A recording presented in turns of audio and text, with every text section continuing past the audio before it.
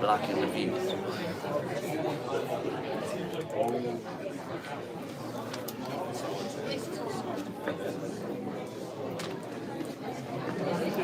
Alright, I've got 6 o'clock, so I call this meeting to order. Let the minutes reflect all board members are present. If I can get everybody to stand for the prayer, and then we'll follow that with the pledge, and we'll continue standing for the Pledge of Allegiance. God, just thank you for bringing everyone together. Thank you so much for our students, parents, teachers, administrators that are all present tonight. What a great reminder of the passion that's in our school system. Please just give us wisdom during this meeting tonight to make the best decisions possible for all of our stakeholders in Entire County. In Jesus' name we pray. Amen. I pledge allegiance to the flag of the United States of America and to the republic for which it stands, one nation, under God, indivisible, with liberty and justice for all.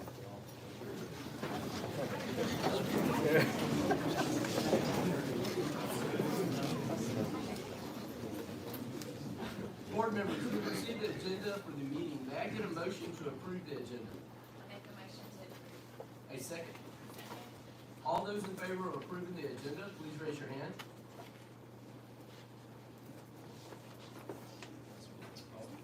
Thank you, Mr. Holland. First off, this is an awesome night. We have so many people here tonight. We're very thankful each one of you showed up to be able to take part in our board meeting, and you guys are welcome anytime. We look forward to honoring so many of our students and their great accomplishments tonight. I'm very excited to be able to recognize several of our students, principals, and teachers tonight for many of the wonderful things that are occurring throughout our district. Recently, we had numerous musicians that earned various distinctions for their musical talents. At this time, I would like to ask Mr. Brett Johnson, Mr. Sean Handerhan, Mr. Michael Wilson, Ms. Ashley Williams, Mr. Chris King, and Mr. Michael Steen to come forward.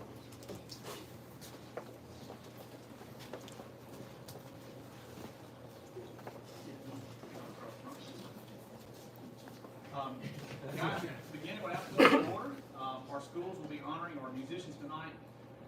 These schools, I guess guys, you can go in the order you want to, but we had you join alphabetically: Marbury Middle, Marbury High, Prattville High School, and Prattville Junior High. So, Mr. Johnson, looks like you're at the podium. We'll let you go first. Sound good. Sound good. We are so thankful for the opportunity to honor some of our musicians.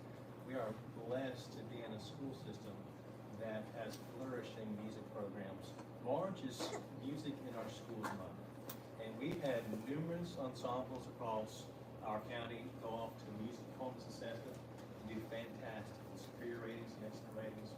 So that's a wonderful thing and a wonderful accomplishment. We've had musicians representing multiple disciplines within music, from choir, band, jazz band, and orchestra. So this is the musicians from Marbury High School. We're going to call them up, and what we're going to do is put this line up from flagpole to flagpole in front of the podium, I guess. So our first musician, Carter Ingram. Carter Ingram. District band, all-state band, and all-state choir. Next musician, Ava Larkin. District band and all-state band. Next musician, Cody Riddle. All-state choir. Next musician, Dawson Barnett.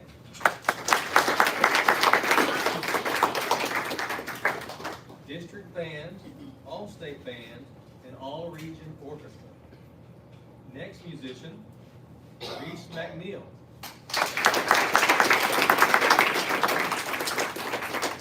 District band, all-state band, and all-state choir. Mark Terrence. All-state choir. Tyler Barnett.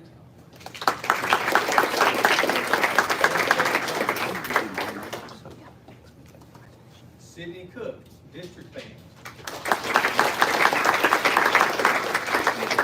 Malik Johnson, district band.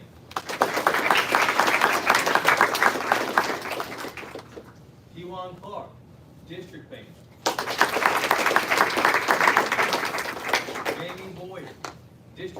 Band and All-State Alternate Band.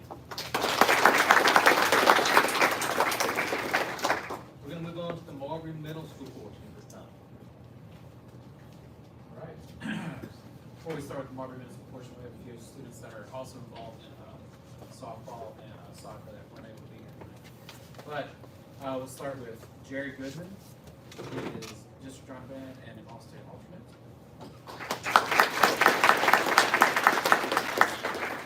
We'll move on to Preston Thornton, district honor band and all-state band.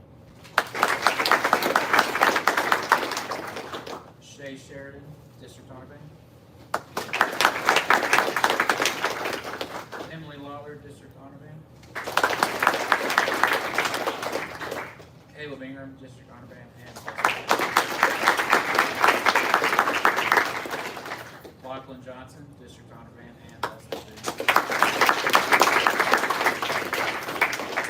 And Caleb Martin, district honor band.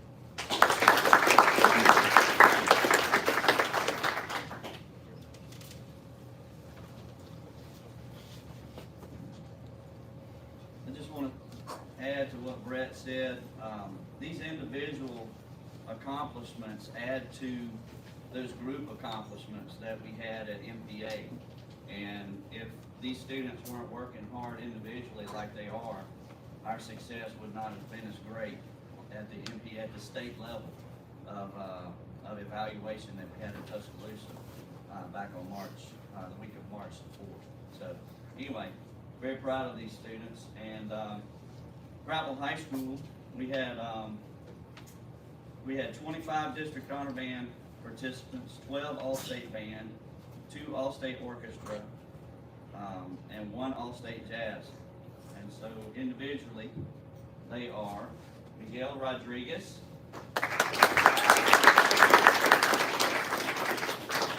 district honor band and all-state band, Emma Coe, district honor band and all-state band, Jenny Coe, district honor band and all-state band, Georgia Tucker, district honor band and all-state band, Taeyun Kim, Taeyun made district honor band and all-state band, Nicholas Sanchez, district honor band and all-state band, Alexis Johnson. Alexis made district honor band. Jackson Wade.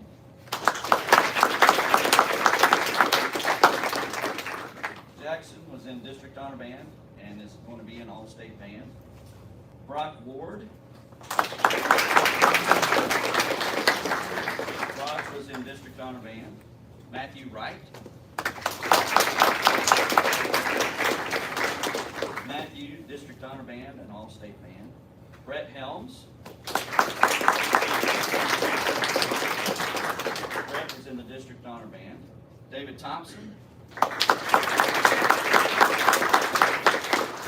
David was in district honor band. John Bradley Bolger. John Bradley made district honor band and all-state band. Jacob Andriadakis.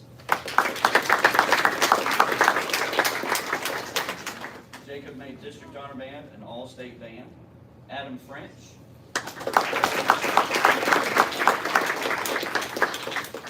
Adam was in district honor band and he was also an all-state band alternate. Seth Compton.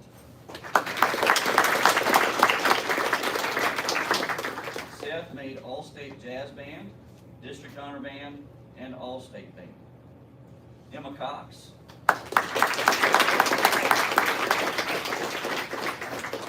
Emma made district honor band and also is an all-state band alternate. Trinity Smith.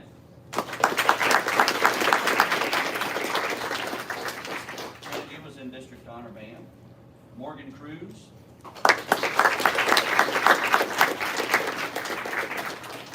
Morgan made district honor band.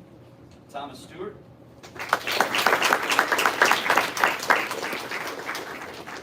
Thomas also made district honor Honor Band. Victoria Simpson.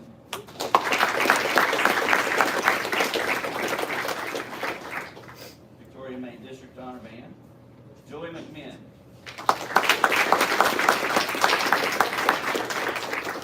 Joey McMinn made All-State Orchestra, District Honor Band, and All-State Band. Dominic Frontero.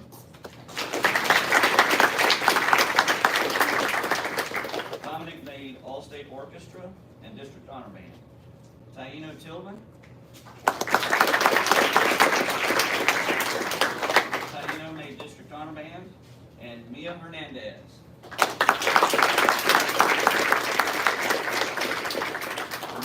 Mia was in the District Honor Band. Hi there, I'm Michael Wilson. I am representing the band directors at Prattville Junior High tonight. Miss Ashley Williams is actually playing mama duty, so I get the honor of recognizing these students. So I'm going to call out our names. That we had 6 that made District Honor Band and All-State Band. The first one we had was Madeline Owens.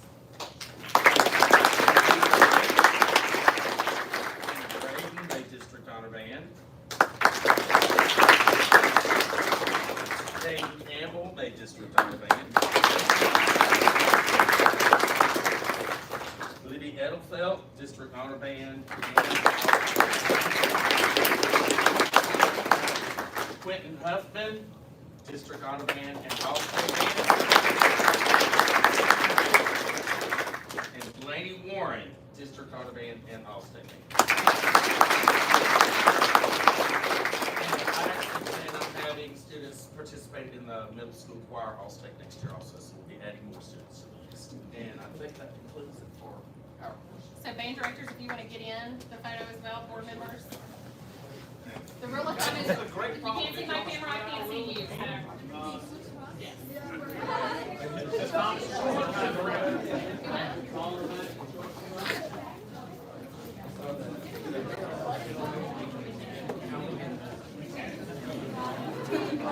It's the window, guys.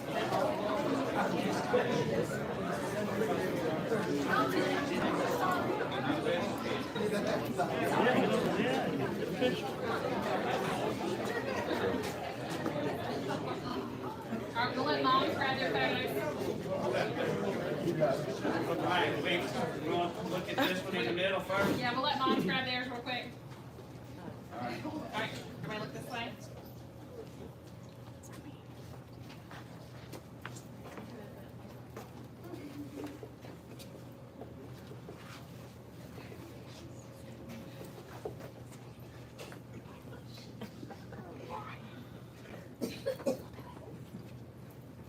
All right.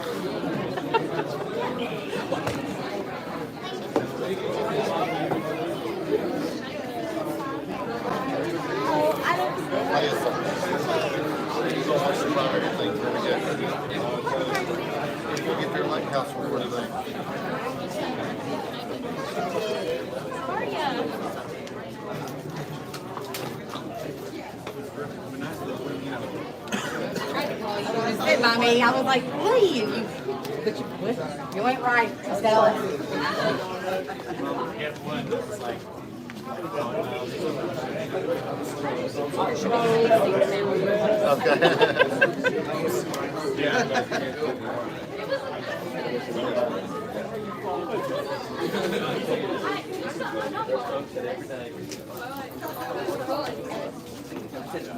I'm not following you. Just specifically. But I'll see you at the school in 30 minutes. you know what? Not following you. Not hard. Thank you.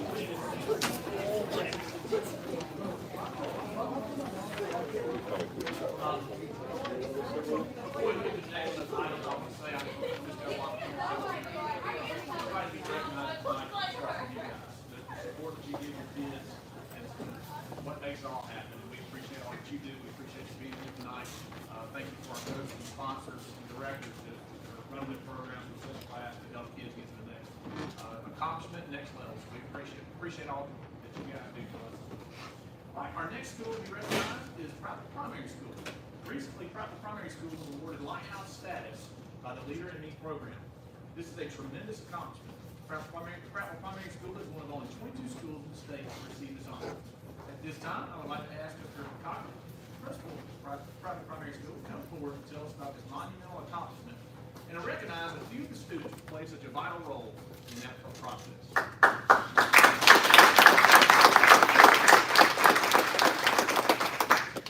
Okay, so in order for this to take place, all of us had a huge role in this. So I have to ask all of our teachers to come up as well. Come on.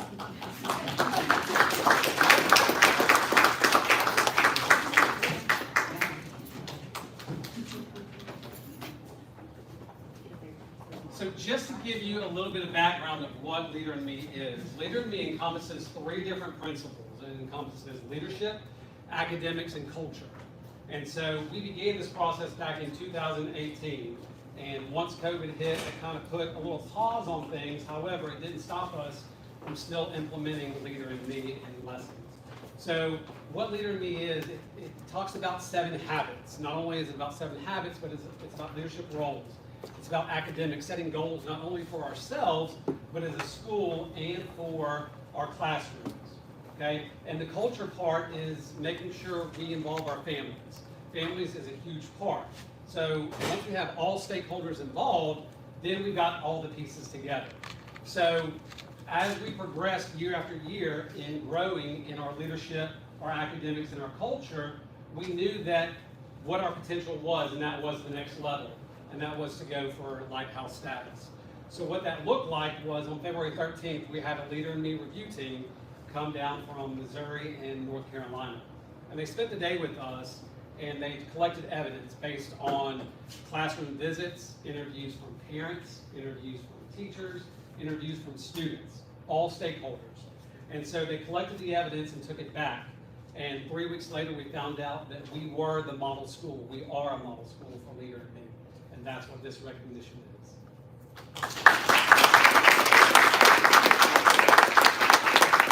So, just to give you a snapshot of what that day looked like, this is a small snapshot. We have some of our ambassadors and our Lighthouse members that are going to present a little bit to you.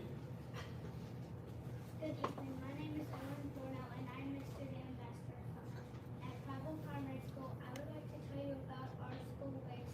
WIGS stand for Wildly Important Goals. This is where we monitor all of our school goals in reading and math. We are using data from our STAR test to set our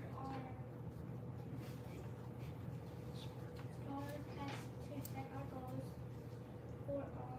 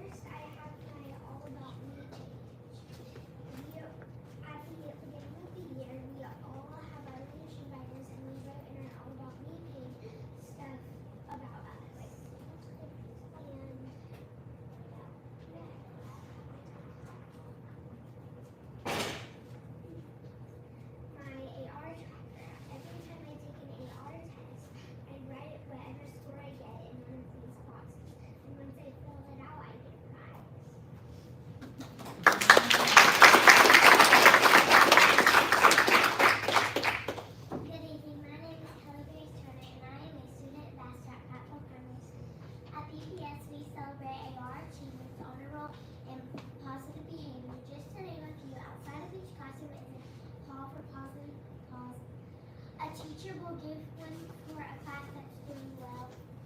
And the goal is that each release, the classes that meet their goal get a reward, and the top class gets the leadership stick.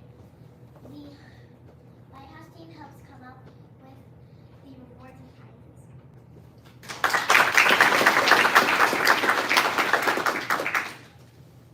Good evening. My name is Ben Tirico, and I'm a student Lighthouse member at Prattville Primary School. At PPS, we are given many opportunities to have school-wide leadership.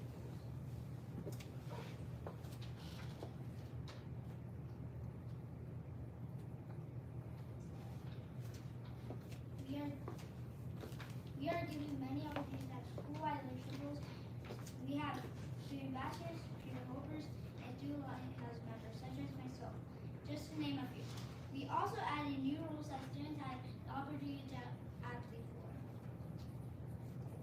Students had taken on leadership roles such as pre-K pals, clean campus club, Friday greeters, and snack bar students.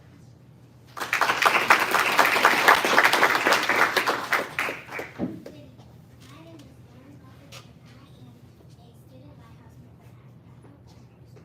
PPS has led me to see the leader in me, not only as a student Lighthouse member, but I have also had the opportunity to hold leadership roles within my classroom.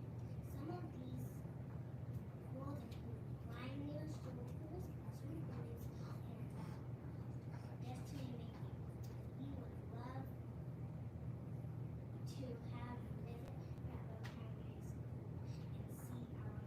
leaders in action. And just to end, this is what it's all about. It's all about our students. So, and I'll say this, it goes back to what Mr. Woodson says to us on a weekly basis. Why not us?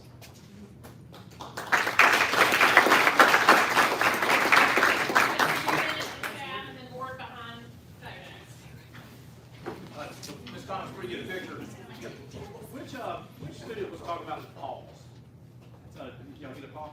So I gotta tell you a funny story, right? One of y'all, and I don't remember who it was, they corrected me because I was on the wrong side of the hall. They said, sir, we walk on this side. I said, you're exactly right. We appreciate you guys. You did a great job. You did a great job.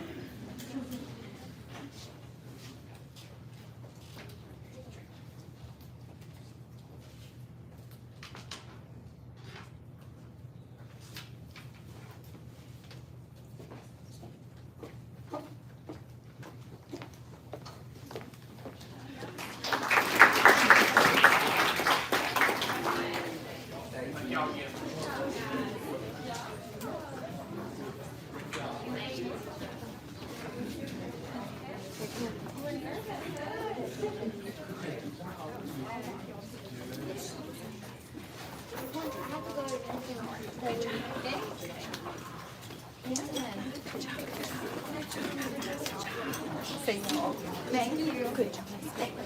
Good job.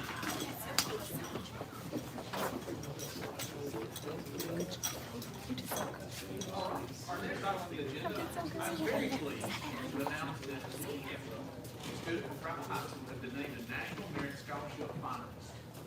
This is the highest academic honor that is possible for high school students to attain.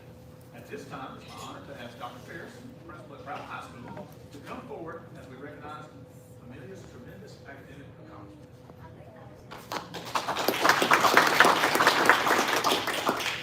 That was a hard thing to follow. I don't know about that. I just first want to say, if there is a model student or even a perfect student, I don't know how that would differ from Amelia Cantwell. Amelia Cantwell, she's a current Prattville High School senior. Amelia is an outstanding student. She's involved in many things, activities and organizations at our school. She demonstrates exceptional leadership and service abilities. She has a GPA of 4.36 and an ACT score of 36, which is a perfect score. She is a Beta Club president, speech debate chair at Prattville High School. Amelia is a member of Science Olympiad, Beta Club, National Honor Society, and speech and debate. She's also the captain of the Prattville High School cross country team, where she's one of the top runners in the region. She's an AP Scholar with Distinction, and she's a Girls State representative for Prattville High School. Just last week, we were notified that she was recently named the Region 2 winner of the Scholar Athlete Award for the Bryant Jordan Scholarship Program. She has won $3,000 scholarship for this, and she's in the running for more scholarships. And of course, what brings us here tonight is that she was named a finalist of the National Merit Scholarship Program. She is in an elite group of about 15,000 students in the nation. And she's now in the running for significant amounts of scholarship money. We're so proud of Amelia and how she has represented Prattville High School, and most of all, served as a student leader for others to look up to. Congratulations, Amelia.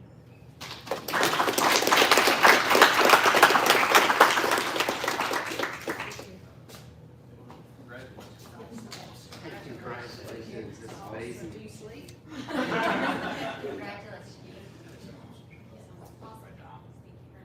Dr. Ferris, Mom and Dad, Amelia? Yeah, come on, let's get a picture. Parents, congratulations. Yes.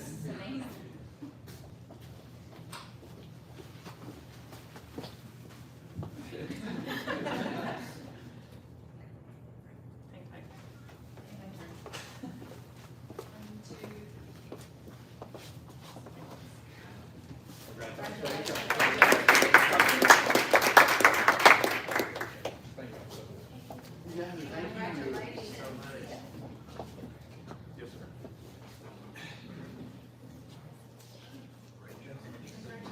Thank you. Appreciate it. Thank you.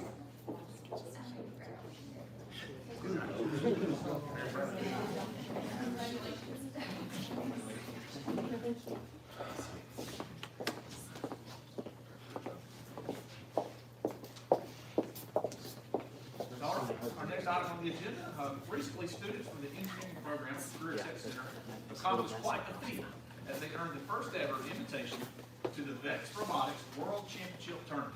This tournament is the apex of competition within the robotics community. At this time, I would like to ask Mr. John Cooper, robotics teacher at the Career Tech Center, to come forward and share more about his program and his students' tremendous accomplishments.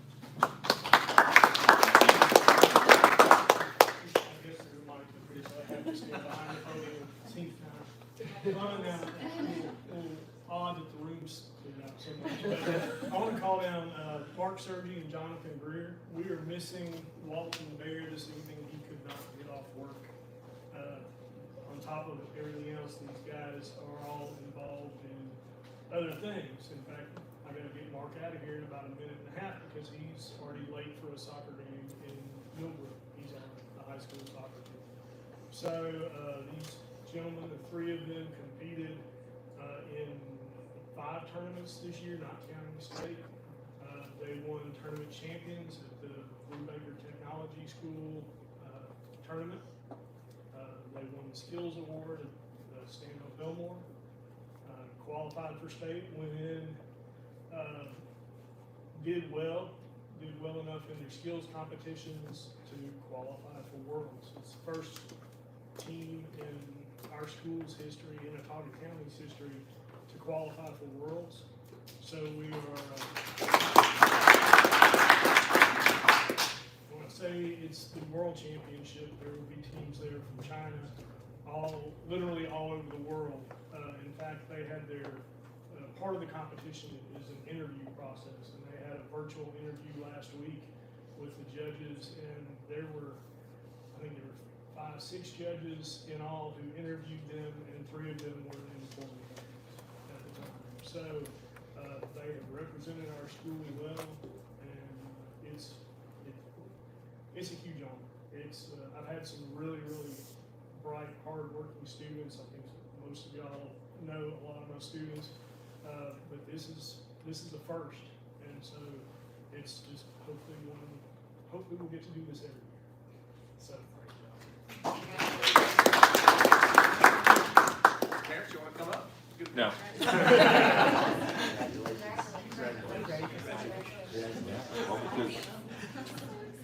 You gotta start with If y'all want to stand back in the So we're center, not we'll gonna take a make picture.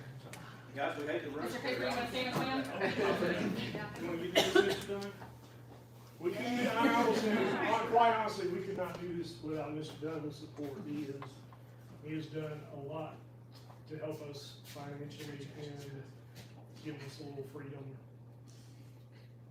All right, I'm good, I think All right, 1, 2,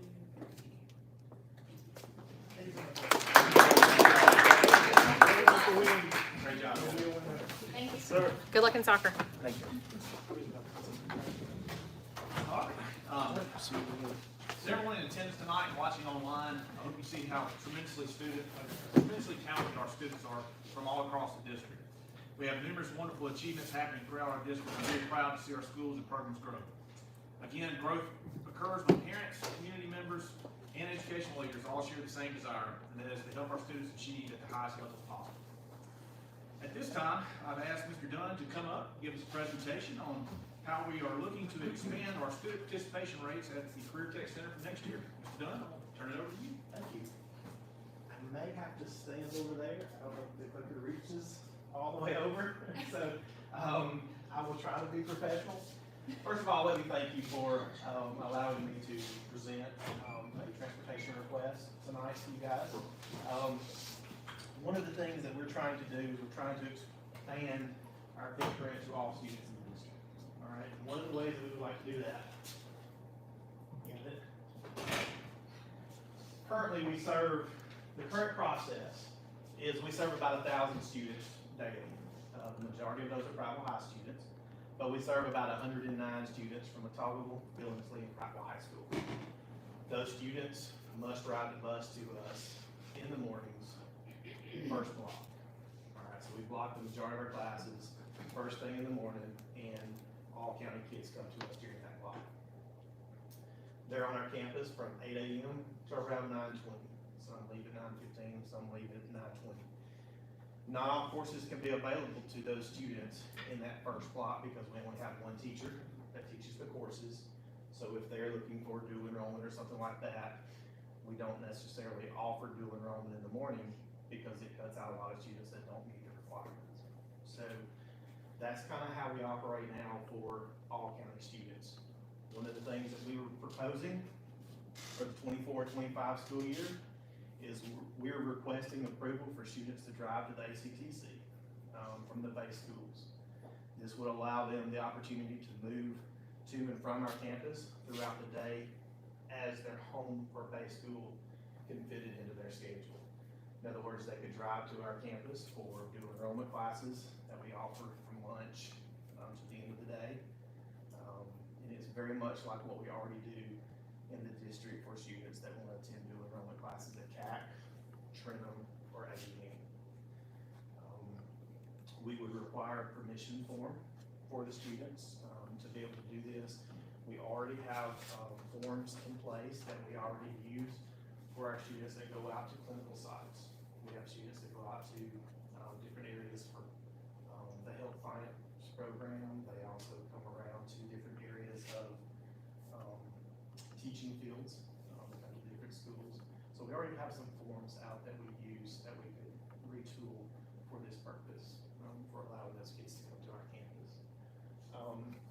We're expecting a minimal impact in year one. For me, being optimistic, an increase in our county enrollment of maybe 10 to 15% would be the max. We know that we're still having to break down barriers throughout the county and trying to get them comfortable with coming to us. And so if we were able to get 10 kids the first year, we would consider that a success. And then we just continually add from there. So that's pretty much our proposal. The benefit for the students throughout the county is we would actually have kids that would be able to take welding and automotive dual enrollment classes, which they're not able to do now. ACT courses, CTSOs, we have CTSOs on the high school's campus. We have ag, business on all the campuses. And if students were allowed to come to us for classes throughout the day, they might be able to have access to DECA, FCCLA, HOSA, where some of them may not be able to do that now. One of the things that we have trouble scheduling students for right now is athletes. They may not have the flexibility in the schedule at the base school to get their honors or their AP classes. And if they were able to come to us throughout the day and provide their own transportation, there might be some things that the school can do for their schedule to flex some time with us. Dual enrollment options would open up for students around the county. One of the things that we've asked and we're trying to work on is the whole school for AUM, CAC, and the CTE dual enrollment classes on our campus. Because one of the trials and tribulations we have in the district is that Tahoe, Billingsley, and Marbury may not have enough students to make a class and get a teacher there. But if they could come to our class, our campus, we could combine all those kids into a dual enrollment class and make the numbers. So that's one of the reasons we're asking for transportation, for them to be able to transport to our campus. That's pretty much it.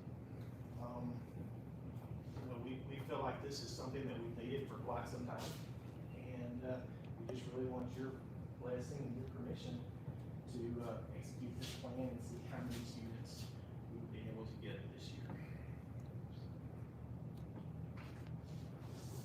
Any questions?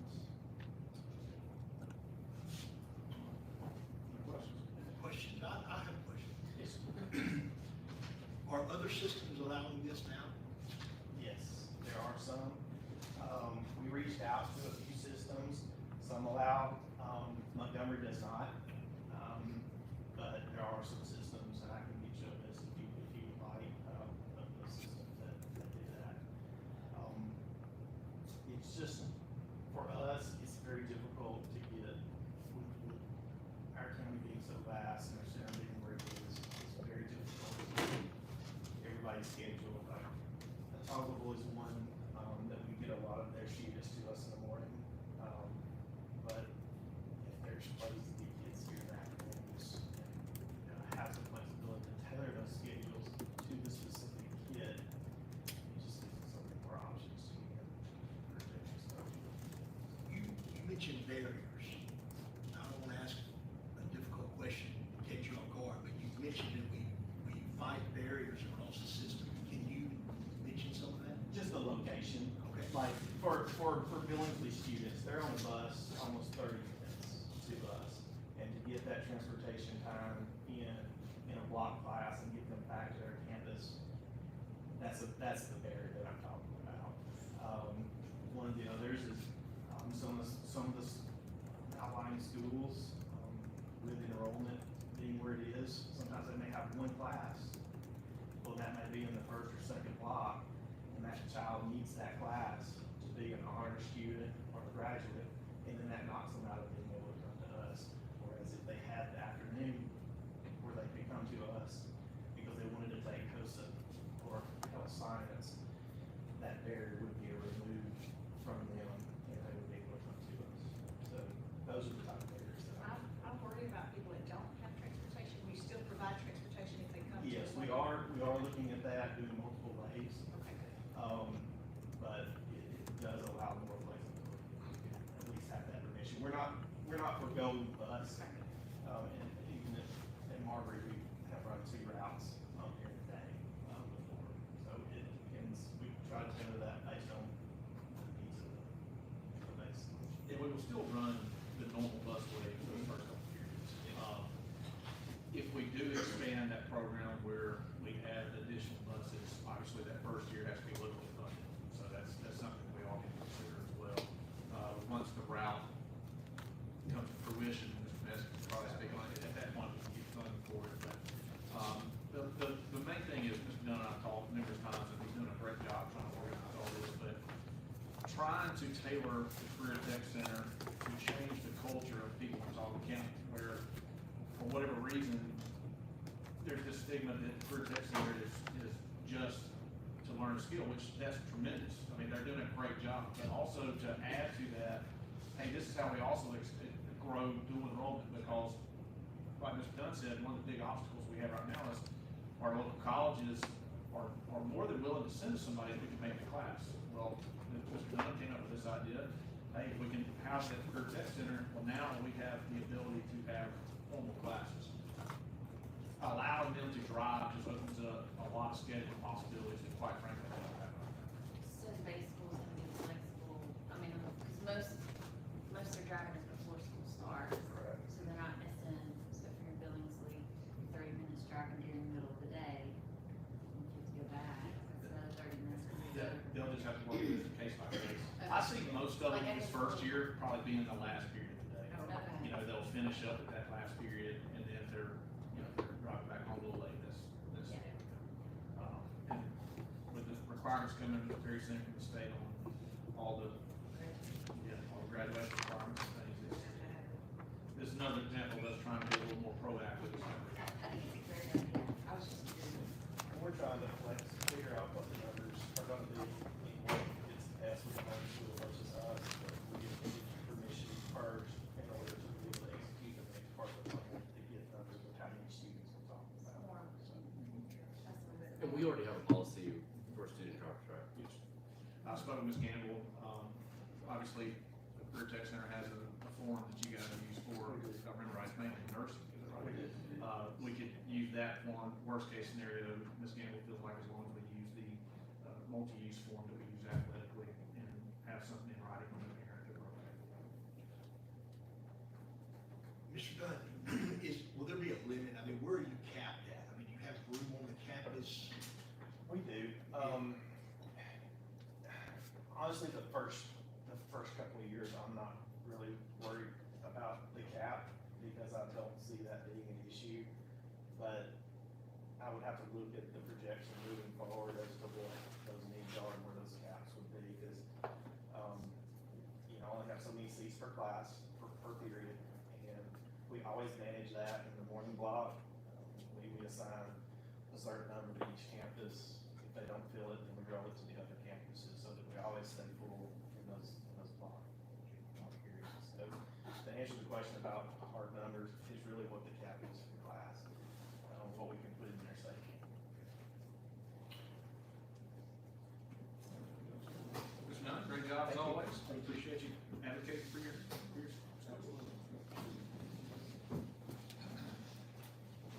All right, the next item on the agenda references a change with policy 5.56. With regard to this policy, we're seeking to adjust the verbiage within our newly created in-district transfer policy. Originally, the policy stated that anyone with one major disciplinary infraction was not eligible to participate in the program.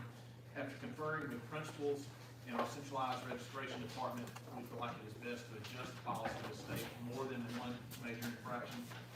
This allows some grace for a one-time mistake, yet it provides a strong framework to hold students accountable as we transition that policy moving forward. This concludes all information for this portion of the agenda. Board members, do you have any questions on it?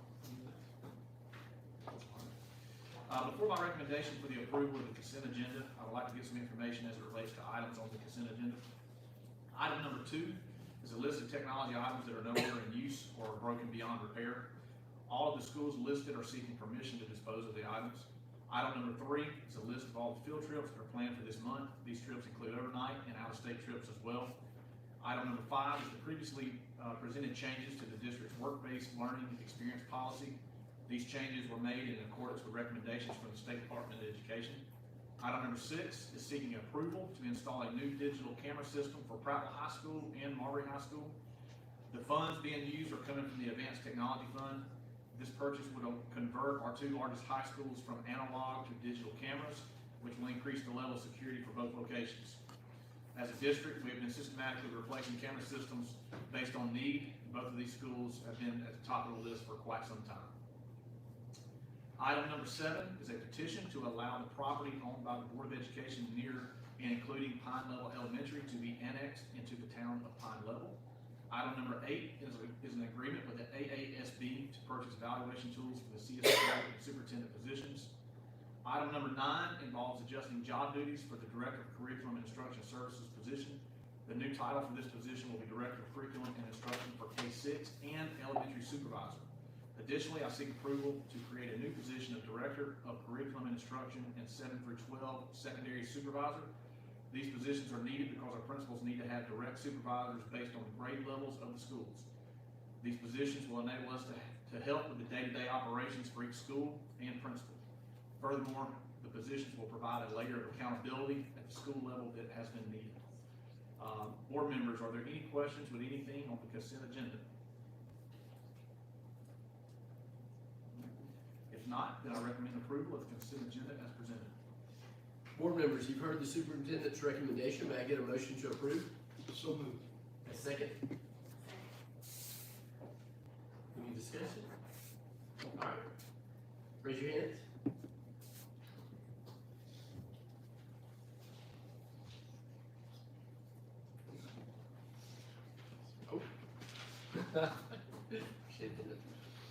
At this time, I'd like to ask Ms. Poe to review January and February's bank and financial statements. Also, I would like to ask for Ms. Poe to explain the budget amendment.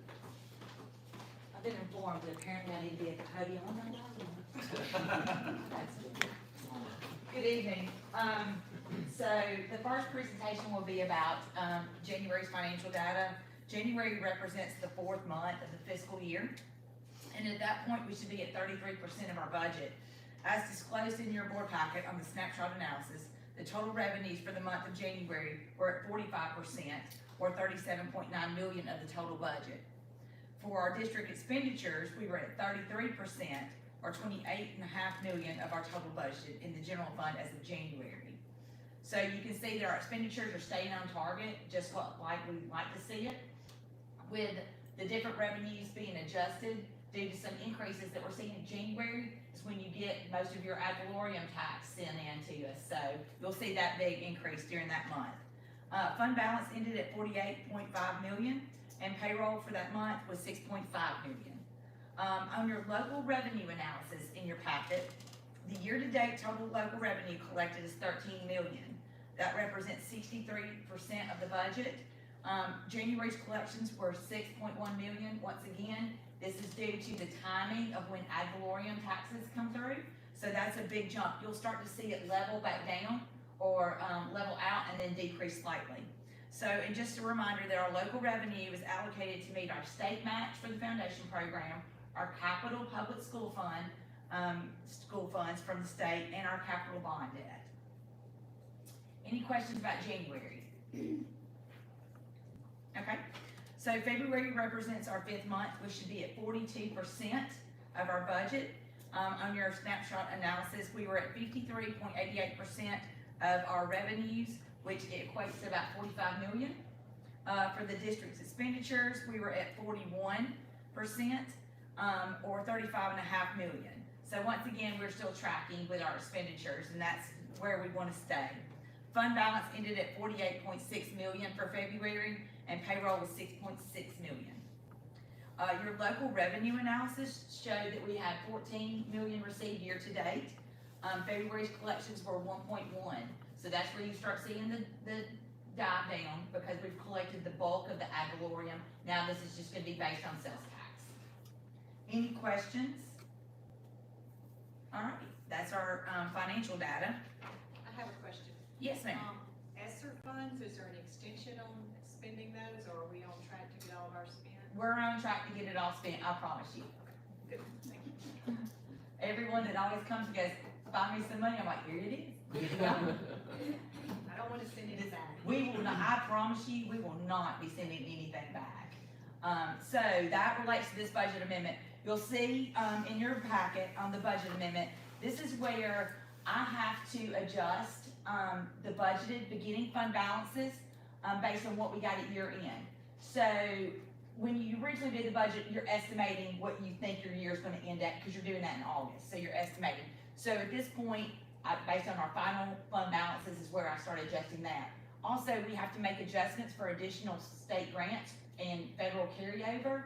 And so we make adjustments like that.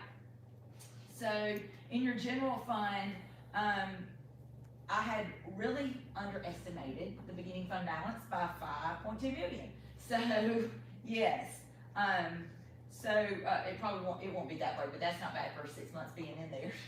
So we had to adjust it to the beginning fund balance of $39 million.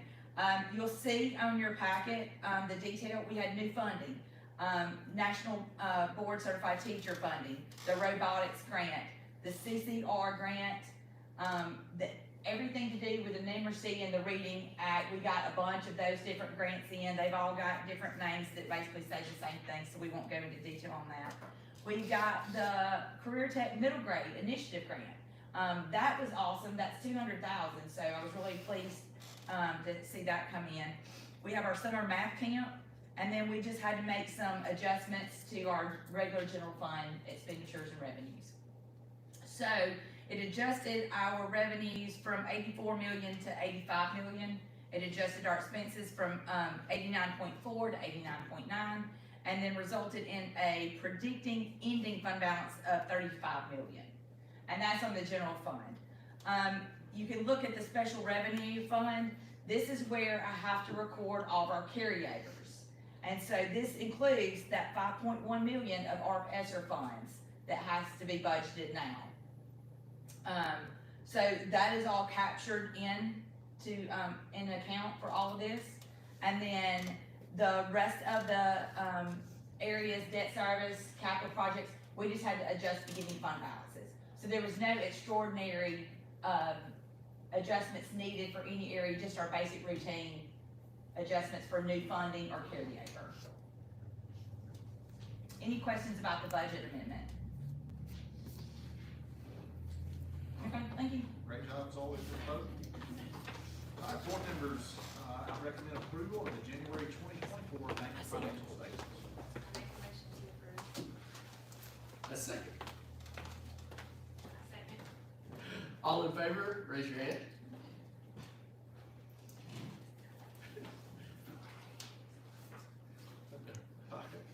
Board members, I recommend approval of the February 2024 bank and financial statements. Board members, you've heard the superintendent's recommendation. May I get a motion to approve? So moved. A second. I second. All in favor, raise your hand. Board members, at this time, I recommend approval of the budget amendment as presented. Board members, you've heard the superintendent's recommendation. May I get a motion to approve? So moved. Second.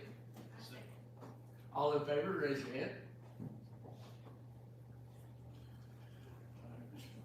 I recommend approval of the personnel report as presented. Board members, you've heard the superintendent's recommendation. May I get a motion to approve? So moved. A second. I second. All in favor, raise your hand. Board members, I recommend approval of employee action as presented. Board members, you've heard the superintendent's recommendation. May I get a motion to approve? So moved. A second. I second. All in favor, raise your hand. All right. As far as the superintendent's report, I just have two items here. First, I would like to first update everyone as it relates to the new Prattville Kindergarten School. During the construction meeting this week, the first projections for completion and state inspections were presented by the contractor. He is projecting inspections to occur in September. Obviously, school starts in August, so that's caused a little bit of an issue, but we kind of expected this was coming. Therefore, we need to plan on opening the new kindergarten in January of 2025. Students will remain at the current location until January. The main issue we will now have is teachers moving their furniture into the new building, because now it's mid-year. We're gonna look at that as we get going with the timeline, just to make sure. But worst case scenario, like I updated you guys last board meeting, worst case scenario, we will look at going virtual with our private kindergarten students only that week before Christmas to allow teachers to go through their stuff, and then we will be able to move our teachers to the new building. Again, that's worst case scenario.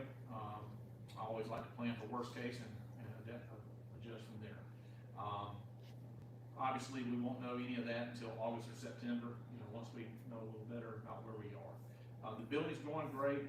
Again, I gotta brag on the contractor. They've done a really good job. But now that we're getting a little closer and you start penciling in when inspections are, now you're relying on the state and others to have time in their schedule as well. So kind of knew it was coming, but we're gonna make the best of it, and the kids will be excited to be in there in January as opposed to August. So if they don't go virtual the week before Christmas, does that mean the teachers are gonna have to use their Christmas break to do that? No. What that would mean is, maybe we found a company that could come in and do it. Now, the preliminary discussions with Ms. Womble and all, we expect we're gonna have a company regardless, more than likely. Okay? But we need our teachers to be able to say, this goes, this does not go. So I would rather that teacher stay in their classroom and kind of identify what's gonna move, what's gonna stay. Just, we don't wanna rush that process, you know, if teachers had certain items they feel like that, hey, this is the most important thing, we need to make sure we accommodate. And right before this is spread too, and then they got stuff going on in their own families. Right. Right. And we'll constantly adjust that timeline as needed. I just feel it's important to update you guys right now as far as that. Then again, that's worst case. We do not see this dragging out past Christmas. Again, the contractor's been very transparent on things and has kept a really good finger on where we're at, so. You mentioned at an earlier board meeting about furniture and running a little late with furniture contract. This takes care of all that. Yes, sir, that's kind of lumping all that in as well. We've been meeting with Ms. Poe and Ms. Ashton, met with the contractor, the company with our furniture the other day. So this summary is just kind of taking all that information in and going, okay, where are we realistically at? The building, I feel like the building's gonna be there. It's just all the auxiliary stuff, it's furniture, it's getting the teachers moved in, it's desks maybe not arriving when they're supposed to. We just don't wanna rush that and cause chaos because, as you know, that's such a large building, it's already gonna change how Bingham Pratt has to function on intake and dismissal as well. So we wanna make sure we take our time and get it right. And if that means we're in the former kindergarten one more semester, then we'll just take our time and make sure we transition correctly. Well, I'm married to a former kindergarten teacher. I'm telling you, you don't mess with it. Absolutely not. Don't mess with them. Absolutely not. And virtual kindergarten sounds like torture. It's not the ideal situation. We're gonna continue looking at it. The only other issue there is what we've discussed in staff meetings is, okay, if that teacher's in the room and we have a company coming in and they're trying to actively teach while that company's coming in hauling all the stuff out, what does that look like? And, you know, in the perfect world, we were hoping to get all that done over the summer, you know, when there's no students in there. Well, now we know we're gonna have students, so what's that plan B? And look, one thing that's gonna come up several times in the community meetings, we all know virtual learning is a challenge. There's no one that's in favor of it, but this may be one of those times that we have to look at that just to be able to pull off the greater good. And maybe when we're talking to some of the companies, you know, especially giving us that semester of some of the things maybe they're not utilizing right now, if we could do those after hours. And I just know like when we moved into Marbury, you know, just books, everything of it seems easy, but getting that organized and getting them put up where people can find them, you know, and so maybe if we've got that semester, it becomes more of an organized process. Families have to work too, so it's hard to be virtually home.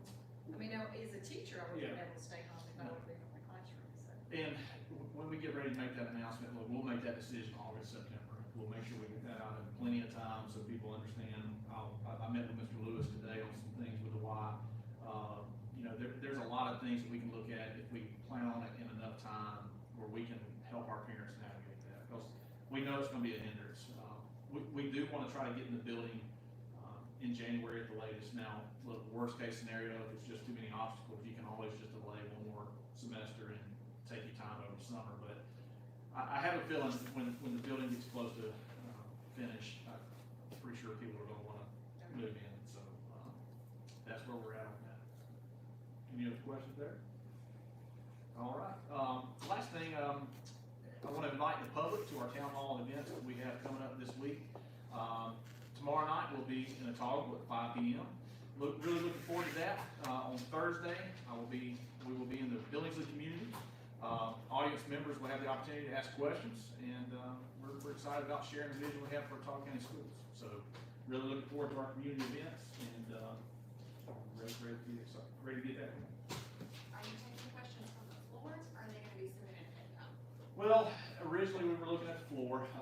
Ms. Thomas, our fantastic communications director, has brought up some valid points on trying to make sure if we have 7 of the same questions and we can answer at one time.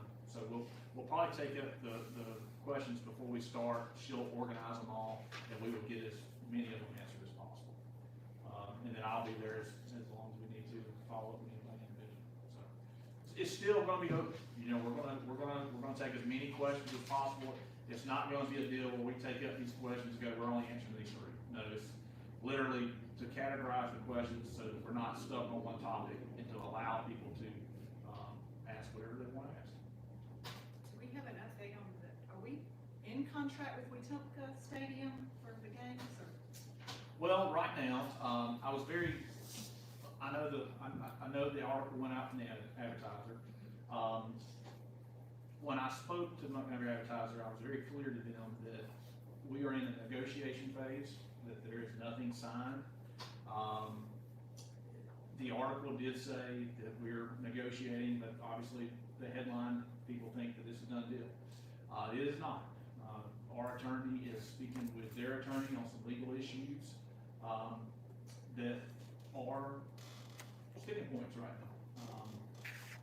We're working on contingency plans as that comes up, but again, do I feel good about it? I do. I feel good that it's gonna work out, but I made it very clear before that article came out, look, there is nothing official. We are working through the legal process, so that's where we're at. I know there's some confusion out there. I've received several calls this week, wanting to know why we're playing Wetumpka, and I told them, I said, well, right now we're not, but I can tell you, we looked at venues that could hold capacity.